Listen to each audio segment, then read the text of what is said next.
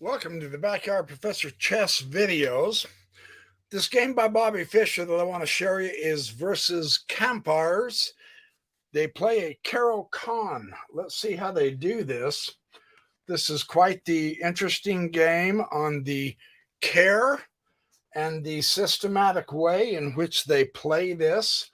I thought was very interesting to observe. Bobby is bringing out his knights.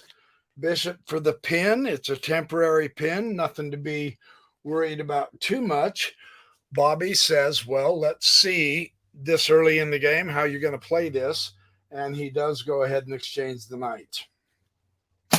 Bobby, rather than you can exchange with the pawn. But what that does is it doubles your pawn and it wrecks your kingside castling. You need to be aware of that. You definitely create weaknesses in front of your king. If you exchange this way, you can, but you really have to take care after that. So Bobby takes it with the queen.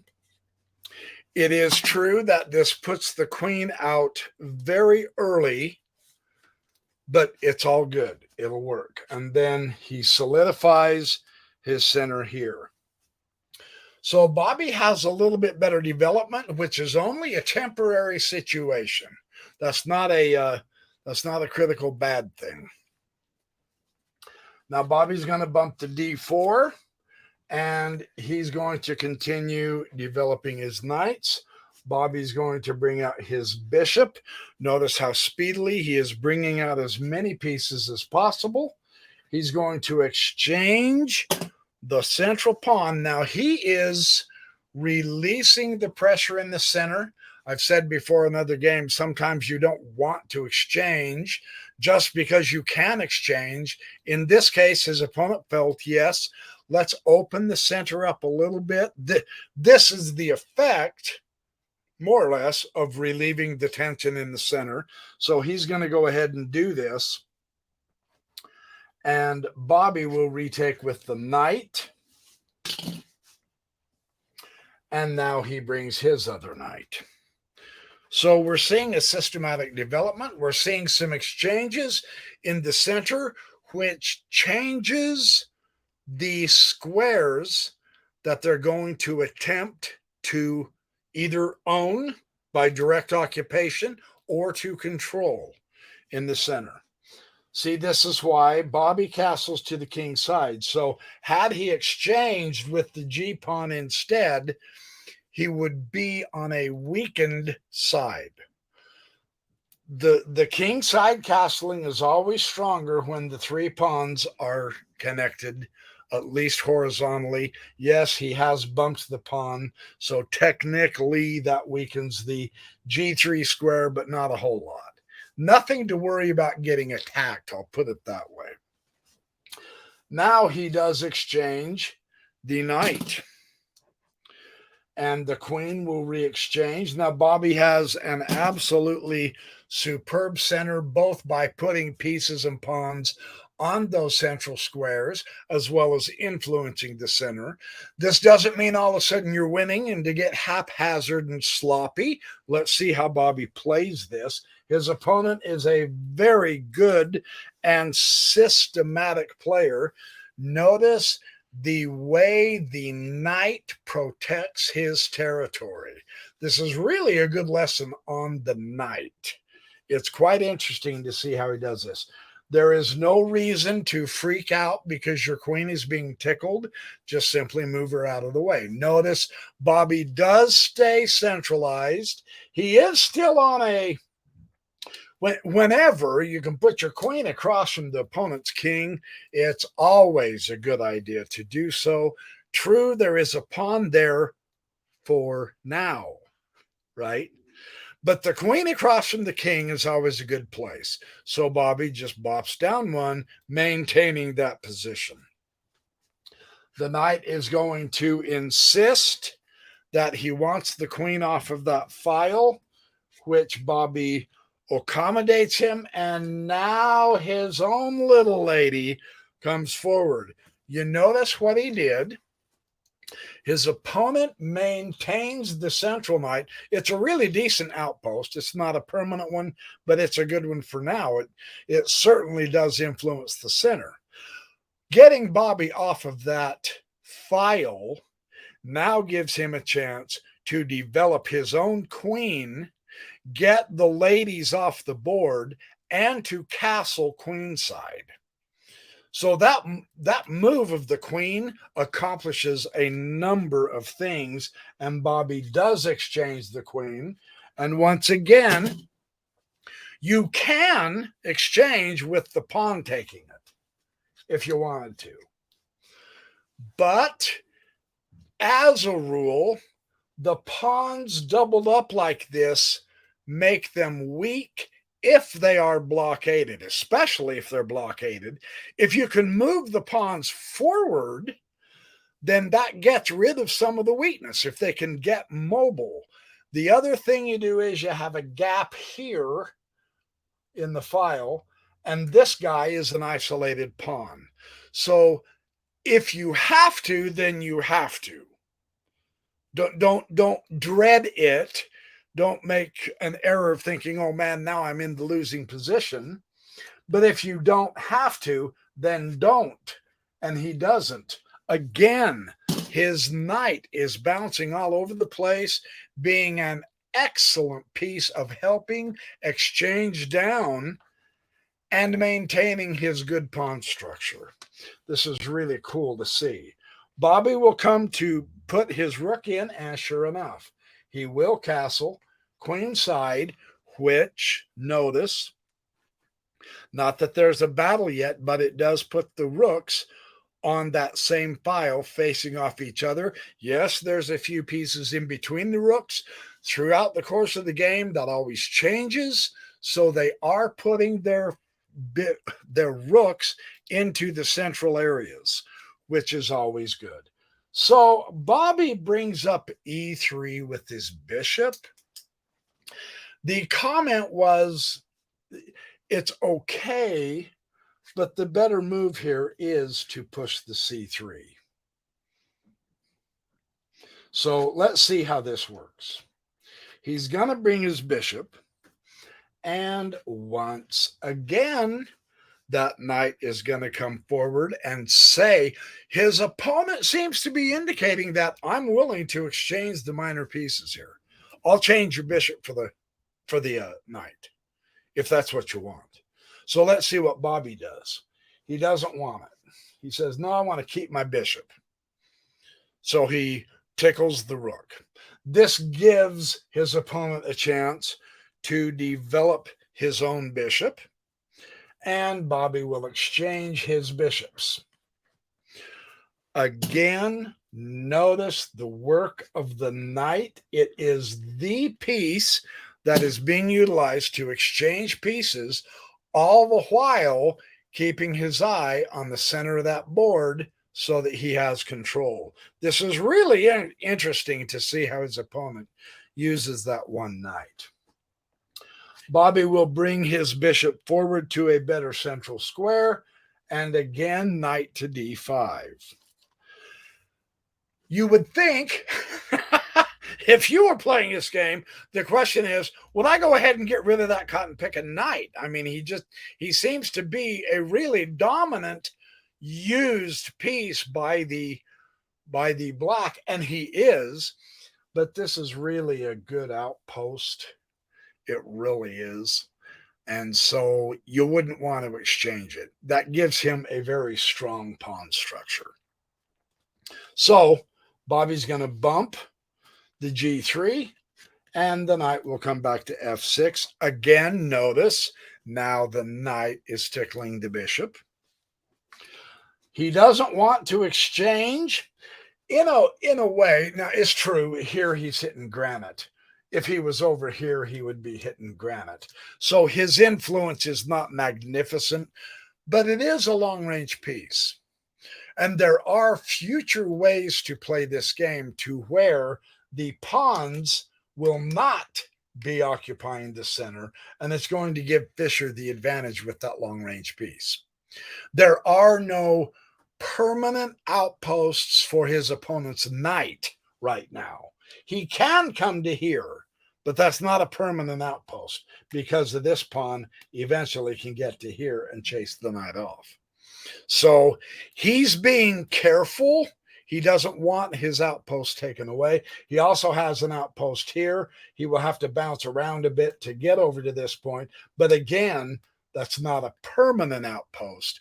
So the knight has potential outposts.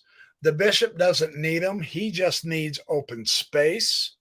So what I'm saying is at this point, both minor pieces are good. They are being used, but they aren't maximalized yet. And that's all good. It doesn't matter. They don't have to be maximalized just yet. He's going to bump his king up. This is the signal for Fischer. He says, yes, it is time to bring the king a little bit closer to the action because they are in the middle game, but they can easily see how they can get into the end game quick. And his opponent definitely gives that signal by pulling the rook in here. He says, aha, now we're going to go to the middle game.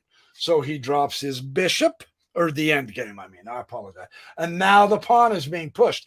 See, a little, now you can begin to see how there could very well be ways where the pawns on the board will disappear, which will only strengthen Fischer's bishop, the long-range piece of those minor pieces. So Black's kind of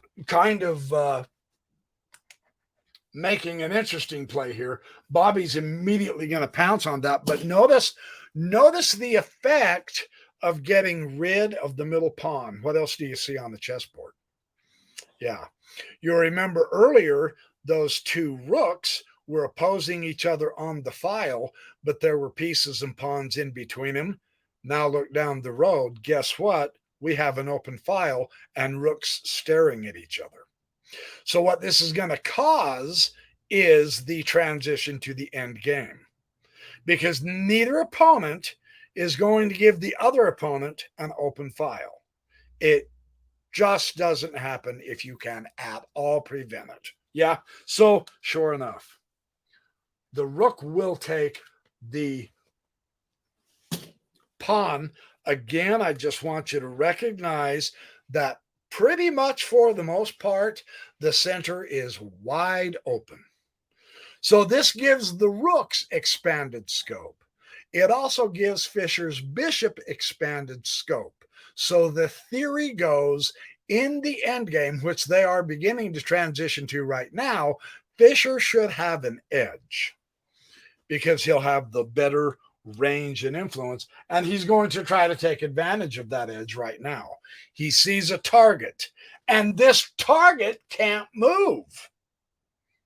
His knight's blocking it. So can Fischer make it so that he has a pawn majority on one side? That's excellent endgame insurance. So look for the target, and yes, keep that bishop active. Notice how the pawns are gone now. Notice how the concrete structure is gone on this angle, whereas if he had gone over to here, it would still be hitting concrete. This is the better direction because he's got a target, and that's something the opponent has to address. So this is going to be very interesting. How would you address that threat of Fischer with that pawn target? Because technically speaking, you really don't want to lose that pawn. On the other hand, you don't want to do a passive move and move your rook back over here just to protect the pawn. You brought your rook out in the center file, right? So you can see the move. Let's go check. Make Fischer do something besides acquire that target pawn. Let's go check. Now, this will whittle down the pieces, of course. Yes, we get that. Now, you can protect the pawn. Had he moved the rook back behind it, it would severely have limited his rook. So this is a great lesson on how to play aggressive play as opposed to passive play, weak playing. You still have the pawn protected, but you also still have the file, which means your influence of the rook is simply magnificent. So you're not on the defensive. You're sitting pretty. So that was a great exchange. That was a good way to do the exchange. That's what I'm telling you, man. So now Bobby's going to see your bishop is out here wide open, no protection. So it is best to take care of the bishop. Now, rather than leaving it here and protecting it, that's okay. But the problem is, what do you do now? You've just lost all play on this side from your bishop, which means you've lost all influence on that side. So that would not have been good. Now Bobby would have been relegated way down to here. That wouldn't have been good. So, yes, that protects the bishop, but this still gives him that target. So, what if you can somehow make it so that black has to use his rook elsewhere? Then you've got the pawn. You see how the thought here goes. And sure enough, here comes the knight. Now, that's the knight is really, really powerful there. I know it's not on an outpost, so it's certainly not going to stay there. But the radiating influence into white's side from the center is really cool to see from that point. Now, it's only a knight. So this is not an attack. He's positioning, he's playing board position more than attack. But the theme of maintaining, if you can at all possible, the center of the board is always very useful. Fischer says, okay, let's tickle the knight. Now, what this will do, Fischer's bishop has wonderful range and influence. Now, this improves the range of the rook horizontally as well as diagonally. So he's improving his position and building his influence and making it so that his opponent has to either protect a piece or move the piece. So Fischer should be better off here after the move positionally. And I think he is personally, and here's the difference. It's not that either one is a bad position. They're both good positions. You certainly have the file. And Fischer certainly has the file. Now he's got a target, protected, but he's got a target, right? So the other thing is Fischer still has this target. So he's got a cross all the way across, plus a file, plus a file. I think there's more coverage with the bishop than there is the knight at this point. You can see that difference pretty dramatically with this. This is why Jeremy Silman made a huge deal about the minor pieces, without question. So Fischer is going to gently see, and again, once you put your pieces out there, don't just leave them scattered about unprotected. Make sure you keep it all safe, tight, comfortable. Everything's got everything else covered. That's the way to do it. So C3 is a great move for that reason. F6 to acquire a little bit more power and to get rid of the target. So the strategy in this end game for the black is going to be, this is a white squared bishop, so put all of your pieces on black squares, and that almost makes that bishop useless. That's one of the strategies if your opponent has a bishop and you have a knight. Put all your pieces and pawns on the opposite color of your opponent's bishop, and it's almost a useless piece. That's fascinating to know that, isn't it? So you probably all already did know that. And that is exactly what we see him. Oh, sorry. I skipped a move. Bishop came to c2 to touch the pawn as another target, and you just simply move it up. So you can begin to see systematically the influence, the power of the bishop, not the influence, but the power of the bishop is limited. And if he keeps everything on dark squares, it's only going to be equivalent to if Fischer is working with his bishop or his rook, unless and until he begins to go after the king. Even if the bishop does not have any targets on white squares, he can help keep the king in certain spots for his rook and pawns. So it's not like it makes the bishop useless, it just limits his power. Less targets. This is a really good game to show that. So Bobby's going to bump his bishop up. The knight is going to come dodging back here. He's going to rearrange his knight is what he's doing. Now here comes Bobby. The advantage again of the pawn push is to gain more space. At this point in the end game, it's just simply to gain more space for the end game. He's not going to want to leave his king away from those pawns, though. You don't just start getting your pawns up in there without backup from all of your pieces. You must do it as a group. Chess is a team sport, so be sure and do that. Rook is going to come to d7. We are approaching the end game now, and black assures that we're going to get into it. Change off the rooks, and let's make this a king-pawn endgame, right? Fischer does. He'll take. The king will take. Now the rooks are off the board. Watch.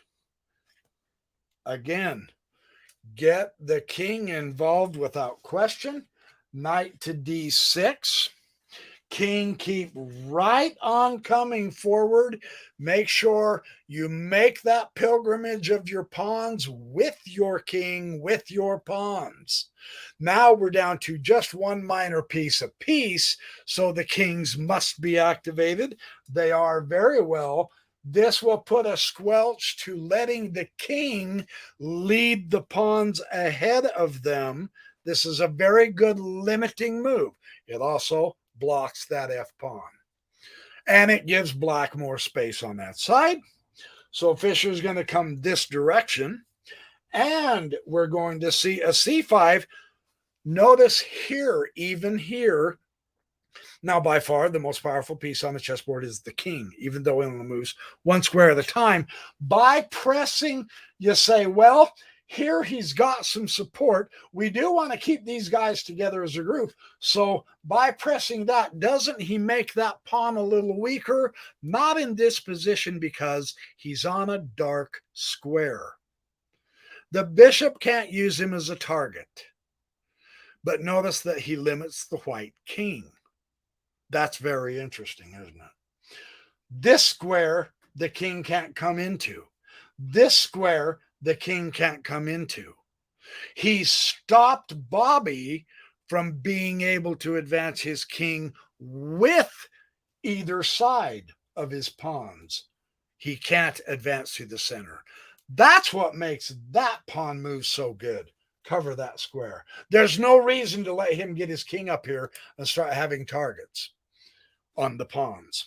So that was a wonderful move. Now Bobby will come to e2, and now his king, the kings have to set up so that they are in opposition, so that they can also help control the opponent's king. So this is why he brings his king up to here. Bobby can do this, bishop d3, and it is at this point that they agree to the draw, which is a good agreement because they're never going to get anywhere. It's going to take them another evening besides the one they're in to finish this off. So that is a very interesting game for a draw. There was a lot of really nice lessons to learn on position play in this game. So thanks for watching the Backyard Professor Chess videos. Remember, be good, do well, have fun, make friends, smile a lot, and be happy.